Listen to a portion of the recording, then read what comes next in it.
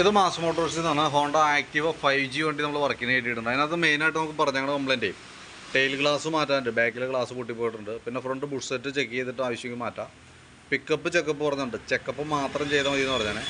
പിന്നെ അതേപോലെ തന്നെ എഞ്ചിൻ ഓയിൽ ചെക്ക് ചെയ്തിട്ട് കസ്റ്റമർ വിളിക്കാൻ പറഞ്ഞിട്ടുണ്ട്. ഫ്രണ്ട് മൺ ഗാർഡ് ചെക്കപ്പ്, വണ്ടി ഒന്ന് ഇടിച്ചതാണ്, അപ്പോൾ അതിൻ്റെ എന്തെങ്കിലും പൊസിഷൻ മാറിയിട്ടുണ്ടോ എന്ന് അറിയാൻ വേണ്ടിയിട്ട് ചെക്ക് ചെയ്യാൻ പറഞ്ഞാണ്.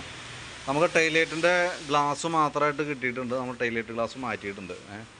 നിലവിൽ ഇതാണ് മാറ്റിയ ഗ്ലാസ്. ഇതിൻ്റെ പ്രത്യേകത എന്ന് വെച്ചാൽ ഇത് മാറ്റണമെന്നുണ്ടെങ്കിൽ ഫുൾ ബോഡി ഫുള്ളായിട്ട് അഴിച്ചിറക്കിയിട്ട് വേണം നമുക്ക് അതിൻ്റെ ഉള്ളിൽ നിന്ന് അഴിച്ച് മാറ്റാനായിട്ട്.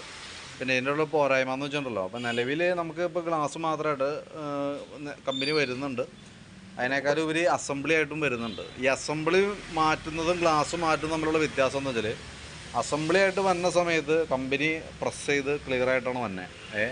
നമ്മൾ രണ്ടാമത് അതിൽ നിന്ന് ആ ഗ്യാപ്പിൽ നിന്ന് പൊട്ടിച്ചിട്ടാണ് നമ്മൾ രണ്ടാമത് ഇത് പുതിയത് നമ്മൾ കയറ്റി വയ്ക്കണേ. അപ്പോൾ അതുകൊണ്ട് തന്നെ ഒരു പക്ഷേ നമുക്ക് അതിൻ്റെ വാട്ടർ ലീക്കേജൊക്കെ വരാനുള്ള സാധ്യതയുണ്ട്. അപ്പോൾ അതുകൊണ്ടാണ് പരമാവധി അസംബ്ലി മാറ്റാൻ നമ്മൾ പറയുന്നത് ദിവസം. അപ്പം നിലവിൽ നമ്മൾ ഗ്ലാസ് മാറ്റി സെറ്റാക്കിയിട്ടുണ്ട്.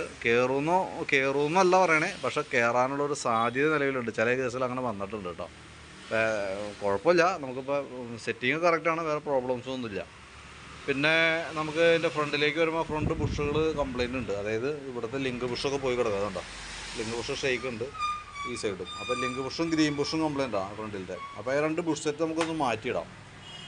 ബ്രേക്കിൻ്റെ ഭാഗമൊന്നും നമ്മൾ അഴിക്കണില്ല, കാരണം അഴിച്ചു കഴിഞ്ഞാൽ ഈ കേബിളൊക്കെ മാറ്റേണ്ടതായിട്ട് വരും. ബ്രേക്കിൻ്റെ ഈ കേബിൾ ലോഡായിട്ട് നിൽക്കുക, കേബിൾ മാറ്റുമ്പോൾ സ്വാഭാവികമായിട്ടും നമുക്കത് ഫുൾ അഴിച്ചിട്ട് വേണം നമുക്ക് ബാക്കിയത്തെ കേസ് ചെയ്യാനായിട്ട്. അപ്പോൾ ഈ കേബിളിനും ചെറിയൊരു ഔട്ടർ വലിച്ച് കാണുന്നുണ്ട്. ഇത് ഓൾറെഡി ഈ സൈഡ് ലോഡായുണ്ട്, അപ്പോൾ അതിൻ്റെ ഫ്രീ കിട്ടാൻ വേണ്ടിയിട്ടാണ് സെപ്പറേറ്റ് സ്പ്രിങ് ഒക്കെ ഇട്ടെടുത്ത് നിർത്തിയാണ് കേട്ടോ. അപ്പോൾ ബ്രേക്കിൻ്റെ കേസ് നമ്മൾ തൽക്കാലം ചെയ്യണില്ല, ബാക്കിയത്തെ പറഞ്ഞേക്കണ വർക്ക് മാത്രമാണ് ചെയ്യണുള്ളൂ കേട്ടോ. ഫ്രണ്ട് മൺഗാർഡിൻ്റെ പൊസിഷൻ നമ്മൾ ജസ്റ്റ് നോക്കി ഒന്ന് അറേഞ്ച് ചെയ്തിട്ടേക്കാം, വേറെ പ്രോബ്ലമൊന്നുമില്ല. വലിയുമായി ബന്ധപ്പെട്ട് നമുക്ക് പുറമേ നിന്ന് പ്രത്യേകിച്ച് ഒന്നും ചെയ്യാൻ പറ്റിയ വർക്കൊന്നുമില്ല, അതിനുള്ള കുറവ് കാര്യങ്ങളൊന്നും കാണുന്നില്ല കേട്ടോ. അപ്പോൾ നിലവിൽ ഈ ബാക്കിയത്തെ പറഞ്ഞേക്കണ വർക്കാണ് നമ്മൾ മെയിനായിട്ട് ചെയ്യണേ. അപ്പോൾ അതിൻ്റെ ഒരു എസ്റ്റിമേറ്റഡ് ഡീറ്റെയിൽസ് ഒക്കെ ഓൾറെഡി വാട്സാപ്പിനകത്ത് കിട്ടേക്കാം കേട്ടോ. കംപ്ലീറ്റ് ആവുന്നതിനനുസരിച്ച് വർക്ക് കംപ്ലീറ്റ് ആവുന്നതിനനുസരിച്ച് കോൺടാക്ട് ചെയ്യാം. ഓക്കെ.